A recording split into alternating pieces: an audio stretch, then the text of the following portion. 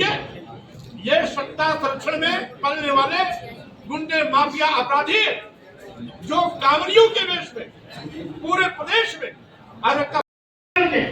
अपने ही बेटे बेटियों का हक अखिल कौन उद्धार करेगा आपका? 10 साल की लड़की थी, बलात्कार किया गया और बलात्कार के बाद हत्या कर उसकी लाश को चावल में डाल दिया गया। इस प्रकार की रोज घटनाएं घट रही। इसी प्रकार से कहीं एसटी समाज का, कहीं एसटी समाज का, कहीं हाईकोर्ट समाज के किसी किसी नौजवान की रोज कहीं कहीं हत्या हो रही। क्योंकि हत्या करने वाले लोग, बलात्कार करने वाले लोग, अपराधी की हत्या करने वाले लोग, इनका कारोबार भाजपा से, इनका रिश्ता भाजपा से, या तो भाजपा कार्यकर्ता है या भाजपा के संसद में पड़ रहे गुंडेबाज के अपराधी जो बेखौफ होकर के क्रांति की धज्जियां उड़ा रहे हैं। तो सरकार ऐसे गुंडेबाज के अपराधियों के खिलाफ कड़ी कार्रवाई करने के बजाय उनकी मेहमान नवाजी करती है। शर्म की बात। यार योगी सरकार गुंडाराज की पराया बन गई, पूरा प्रदेश जंगलराज हो गया, कोई भी पूछ नहीं। 2.5 साल की बच्चियां, 4 साल की बच्चियां, 6 साल की बच्चियां बलात्कार की शिकार हो गई। मानवता मर चुकी है। कहने के लिए योगी जी योगी है, एक मन के महंत है, लेकिन मानवता इस कदर हो चुकी है कि बहन बेटियां बलात्कार हो, की शिकार हो, उनके सेहत पर कोई असर नहीं पड़ता। एससी ओबीसी के लोग मारने करने जा रहे हैं, सरकार के कान पर नहीं ले गई। कानून के रखवाले गुंडे माफिया अपराधियों के चौकीदार बन गए। ऐसी हालात में हालात बहुत से बदतर, और इसीलिए भारतीय जनता पार्टी को इन सारे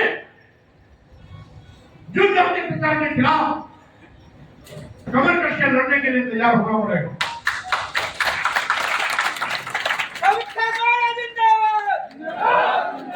अपनी जनता पार्टी जिंदाबाद। साथियों, आप जानते हैं हम किस हद तक भेदभाव हो रहा है। आपको नौकरी न मिले इसलिए सरकारी नौकरी की भर्ती बंद, आरक्षण न देना पड़े इसलिए सरकारी नौकरियां निजी हाथों में दी जा रही है।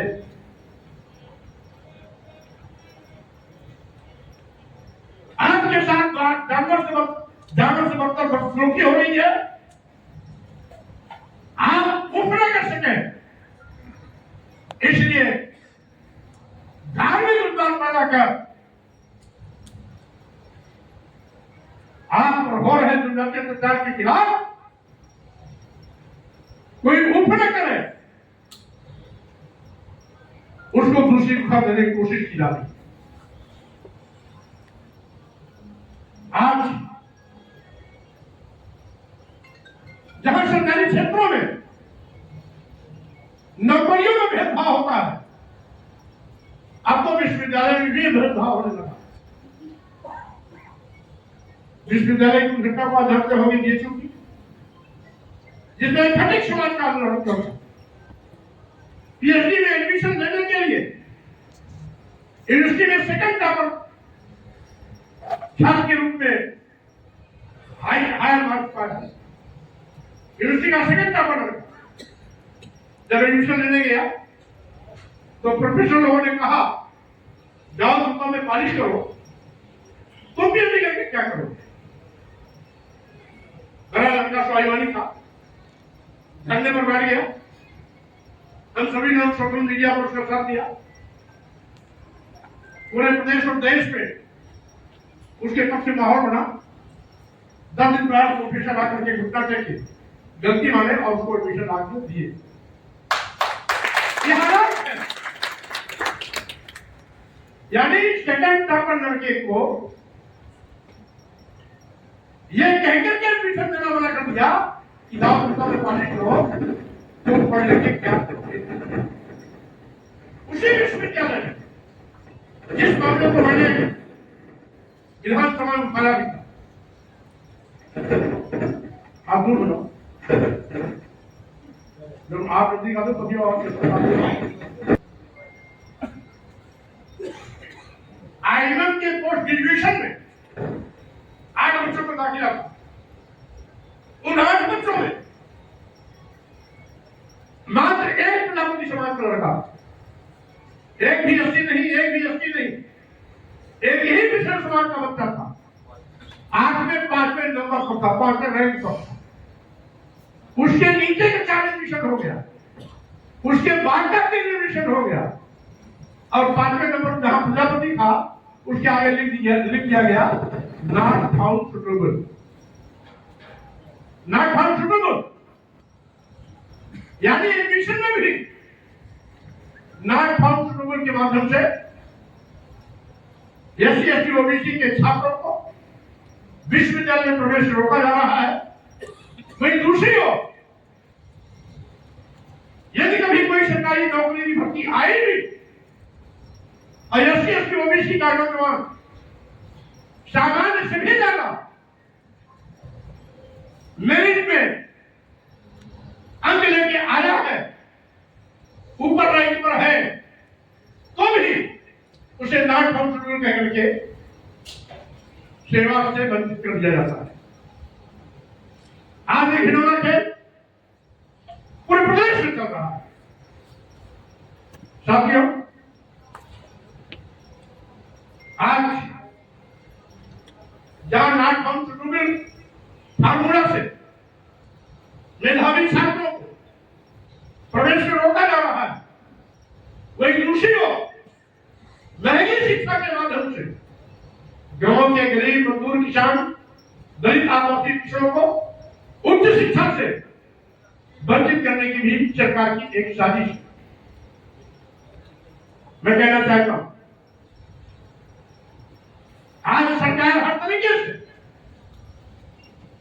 एससी एसटी ओबीसी माइनॉरिटीज को के साथ भेदभाव कर रही है। भारतीय संविधान इस बात के स्पष्ट व्याख्या करता है, धर्म वर्ण जात लिंग जन्म कर्म के आधार पर किसी नागरिक के साथ कोई भेदभाव नहीं कर सकते। लेकिन संविधान की कसम खाने वाले संवैधानिक पदों पर बैठे हुए भाजपा के प्रधानमंत्री और मुख्यमंत्री सुबह सोते उठते जागते बैठते सुबह से लेकर शाम तक जब भी देखो हिंदू मुस्लिम की रात खिलाते रहते हैं। क्या इसलिए कि एससी एसटी ओबीसी जो मारे जाने जा रहे हैं उस बात को भूलकर हिंदू बनने की लालच में मुसलमानों से लड़ने के लिए तैयार हो। बहन बेटियों के साथ बलात्कार हो रहा है।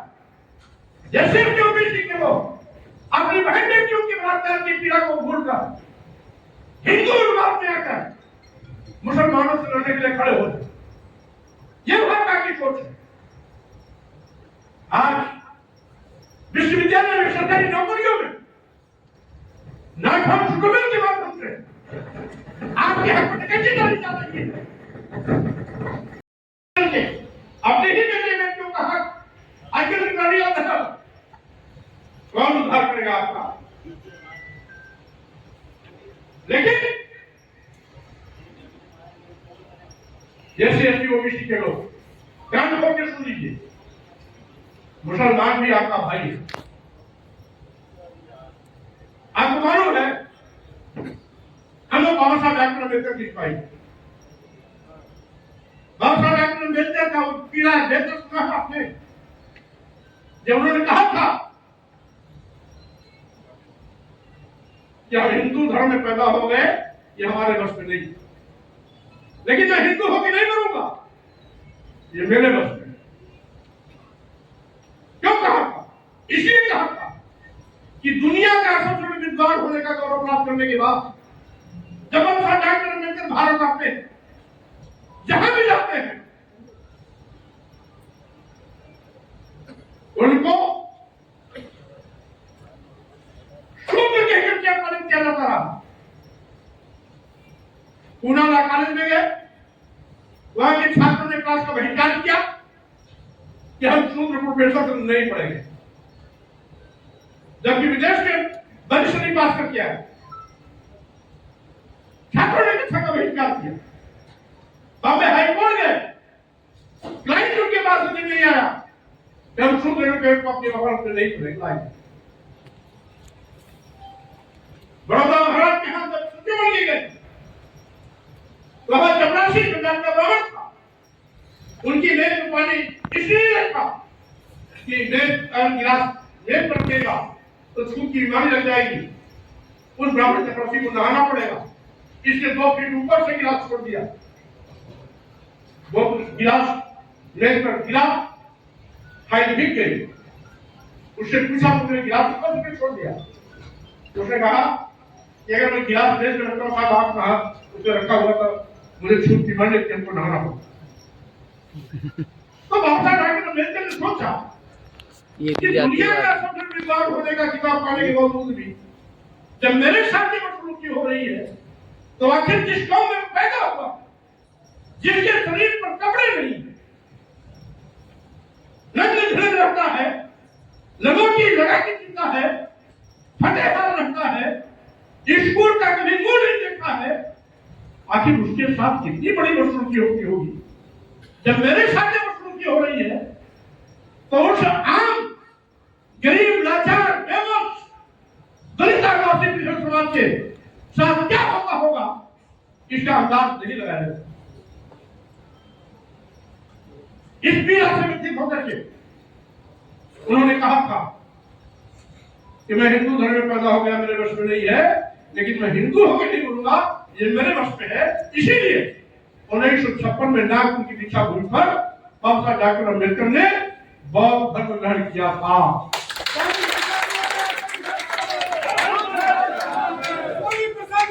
संघर्ष करो, संघर्ष करो। बाबा डॉक्टर अम्बेडकर ने बौद्ध धर्म क्यों ग्रहण किया था? सम्मान और स्वाभिमान की चाह। इस देश के बहुजन समाज को सम्मान स्वाभिमान कहाँ मिल सकता है? उस बौद्ध धर्म ग्रहण करने के बाद उन्होंने एक रास्ता दिखाया था, अरे बहुजन समाज के लोगों, तुम्हारे सम्मान और स्वाभिमान का रास्ता बुद्ध के रास्ते को जाता है। वह हम लोगों का मार्गदर्शन था, लेकिन हमारे लोग हिंदू बनने के चक्कर में अपने बेटे बेटियों के हितों का सत्यानाश कर रहे हैं, आरक्षण खत्म कर रहे हैं, स्कूल से वंचित कराने का पाप कर रहे हैं, नौकरी से वंचित कराने का पाप कर रहे हैं, अपने बेटे बेटियों को दुश्मन बन गए। ऐसे लोगों को सामाजिक परिवर्तन की लड़ाई लड़ते रहे। आज बावन शाम और बामसेफ का साथ छोड़कर उन्होंने अपनी जनता पार्टी में शामिल होने की घोषणा की है। डॉक्टर विलास कराज जी महाराष्ट्र के रहने वाले हैं। बाबा साहब डॉक्टर अम्बेडकर जिस समाज में पैदा हुए थे, उसी महान समाज में आप भी पैदा हुए हैं, और बाबा साहब मिशन के एक सच्चे सिपाही। मिशन के प्रति इनके समर्पण भाव को देखते हुए अपनी जनता पार्टी ने इनको राष्ट्रीय महासचिव आज घोषित किया है, मनोनीत किया है।